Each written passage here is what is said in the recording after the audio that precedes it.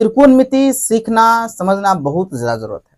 तो आज हम लोग त्रिकोणमिति का जो पार्ट 1 है, मतलब इंट्रोडक्शन चैप्टर है, उसको कवर करेंगे।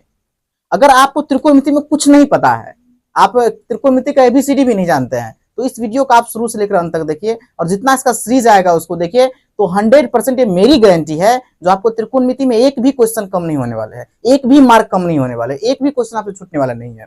तो आइए शुरू करते हैं। सबसे पहले हम लोग ये जान लेते हैं जो त्रिकोणमिति क्या होता है। त्रिकोणमिति का मतलब होता है तीन कोणों का माप। अगर आप लोग कहीं पढ़े होंगे या ट्यूशन वगैरह से पढ़े होंगे तो आप लोग जानते होंगे त्रिकोणमिति का मतलब होता है तीन कोणों की माप। और पूरा त्रिकोणमिति जो है एक फिगर पे बेस है जिसका नाम है समकोण त्रिभुज। क्या नाम है जी? समकोण त्रिभुज। पूरा का पूरा त्रिकोणमिति इस फिगर पे बेस है। त्रिकोणमिति का दोनों एक्सरसाइज, अगर आप एनसीईआरटी पढ़े हुए हैं तो एक्सरसाइज 8 और एक्सरसाइज 9 दोनों चैप्टर जो है वह केवल एक फिगर पे बेस है, वह है समकोण त्रिभुज पे।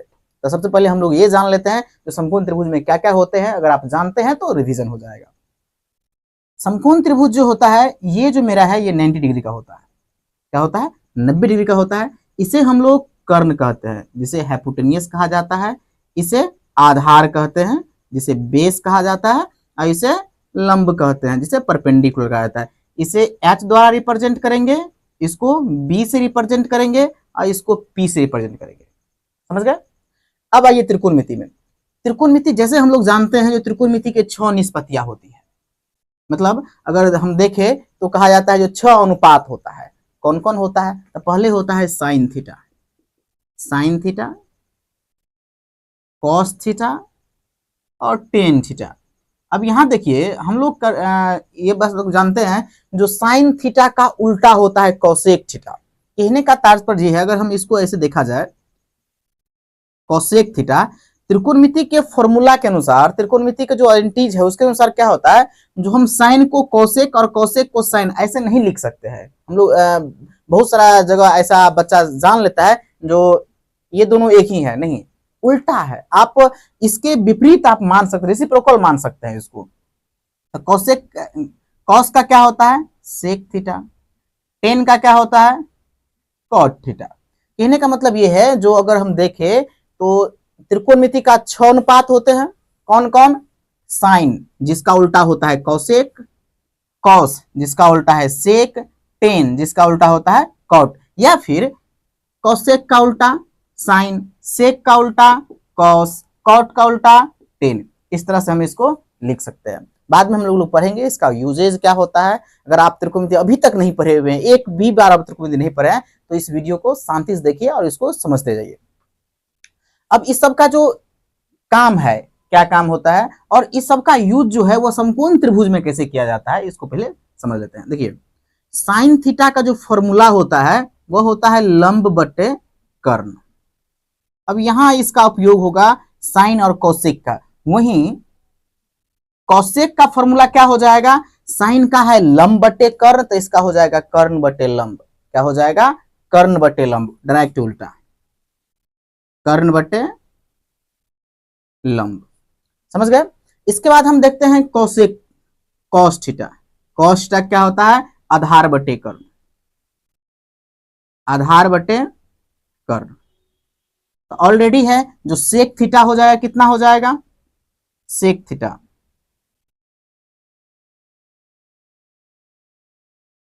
कर्ण बटे आधार। टेन थीटा का फॉर्मूला क्या होता है? टेन थीटा का होता है आधार बटे सॉरी लंब बटे आधार, लंब बटे आधार। कॉट का क्या हो जाएगा? कॉट थीटा क्या हो जाएगा? आधार बटे लंब, आधार बटे लंब। अब यहां देखिए 6 फॉर्मूला हो गया, साइन, कॉसेक, कॉस, सेक, टेन, कॉट। साइन का हो जाता है लंब बटे कर्ण, तो कॉसेक का हो जाएगा कर्ण बटे लंब। कॉस का हो जाएगा आधार बटे कर्ण, तो सेक का हो जाएगा कर्ण बटे आधार।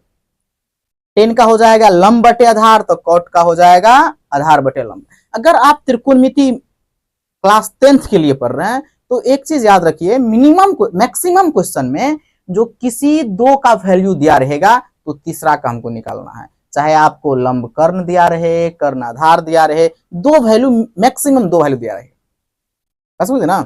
अब यहाँ देखिए एक इसमें एक चीज और जान लीजिए, ये मेरा 90 का होता है तो ये ऑलरेडी कितना हो जाएगा, ये न्यून कोण हो जाएगा, क्योंकि अगर तीनों का वैल्यू जोड़ करके हमको कितना होता है 180 होता है, और एक 90 का हो गया तो दूसरा 90 का नहीं हो सकता है, वह न्यून कोण ही होगा, मतलब 90 से छोटा का होगा। हमेशा लंब और आधार से बड़ा कौन होता है, कर्ण होता है। क्या होता है, कर्ण। और समकोण त्रिभुज को डिफाइन करने के लिए एक महान गणितज्ञ पाइथागोरस का एक फॉर्मूला है जिससे पूरा ये वर्किंग करता है, समकोण त्रिभुज वर्किंग करता है। पाइथागोरस का फॉर्मूला क्या होता है, कर्ण स्क्वायर बराबर क्या होता है, लंब स्क्वायर प्लस आधार स्क्वायर, आधार स्क्वायर। ये आप लोग क्लास 8 में और क्लास 9 में भी लोग बढ़िया से पढ़े होंगे। जो पाइथागोरस का फॉर्मूला होता है वो होता है कर्ण स्क्वायर बराबर लंब स्क्वायर प्लस आधार स्क्वायर। अगर यहां से हम लोग स्क्वायर हटा देते हैं तो इस पे क्या मिल जाएगा, हमको रूट मिल जाएगा। तो इसको अलग अलग से क्या फॉर्मूला है, ये तो हो गया अब कर्ण का। ओके, जब हम लंब निकालते हैं, अगर हमको लंब निकालना है तो लंब का फॉर्मूला क्या हो जाएगा, कर्ण स्क्वायर माइनस आधार स्क्वायर।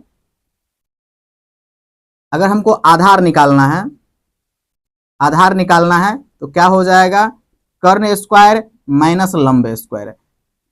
आप अलग अलग से भी निकाल सकते हैं, या फिर जो पाइथागोरस का फॉर्मूला होता है कर्ण स्क्वायर बराबर लंब मतलब परपेंडिकुलर का स्क्वायर प्लस बेस का स्क्वायर, ये जो पाइथागोरस का बेस फॉर्मूला है इस पे भी आप कोई भी वैल्यू निकाल करके इस पे निकाल सकते हैं। अगर ये चीज आपको पता है तो आप इसमें कोई भी क्वेश्चन बना सकते हैं, किसी भी प्रकार का क्वेश्चन बना सकते हैं। अब इसमें क्वेश्चन आता है, कैसे कैसे क्वेश्चन आता है, अगर मान लिया जाए हम देखें, जैसे एक क्वेश्चन से लेते हैं, साइन थीटा बराबर 4/5 दिया हुआ है, तो कहता है cos theta and tan theta का वैल्यू निकालिए। देखिए जब हमको इस तरह से वैल्यू दिया रहे तो सबसे पहले इस क्वेश्चन में क्या करेंगे, एक समकोण त्रिभुज बनाएंगे। क्या बनाएंगे, एक समकोण त्रिभुज बनाएंगे और इस पे कुछ डेटा डाल देंगे, जैसे एबीसी है ये।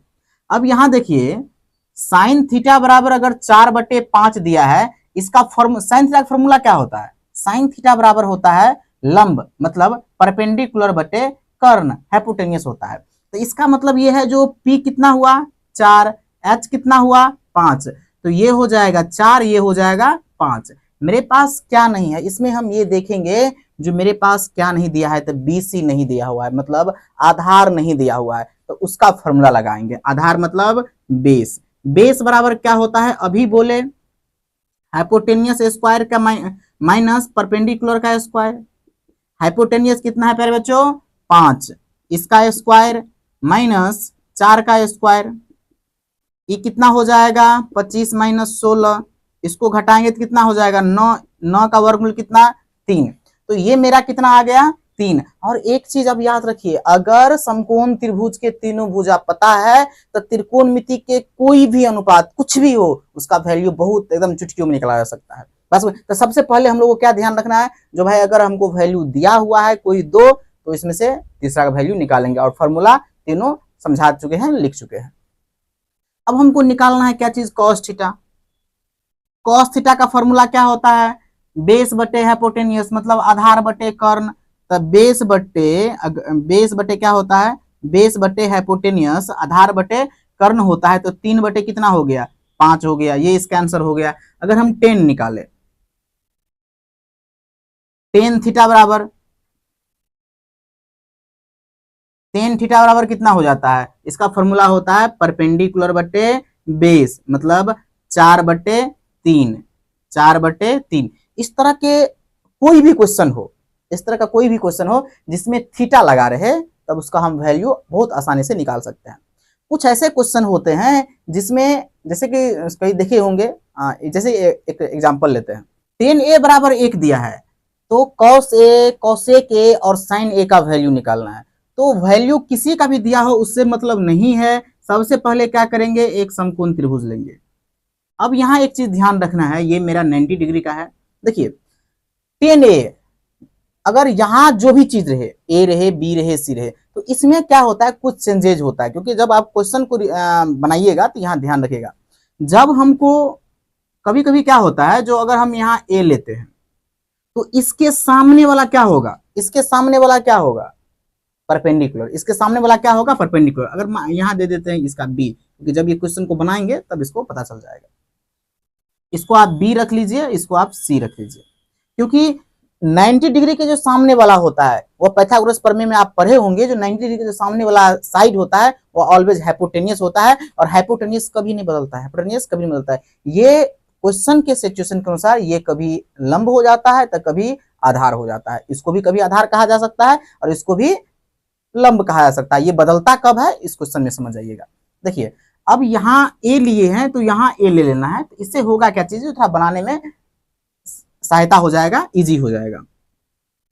10a बराबर 1 दिया है, 1 के नीचे में कुछ नहीं है तो 1 है। 10 का फॉर्मूला क्या होता है? परपेंडिकुलर बटे बेस। इसका मतलब P भी एक है और B भी एक है, लंब भी एक है और लंब भी एक है और आधार भी एक है। मेरे पास क्या नहीं है? कर्ण नहीं है। क्या नहीं है? कर्ण। तो कर्ण का फॉर्मूला क्या होता है? मतलब AB बराबर क्या हो जाएगा? अभी बताए। कर्ण का मतलब ये होता है परपेंडिकुलर स्क्वायर प्लस बेस का स्क्वायर।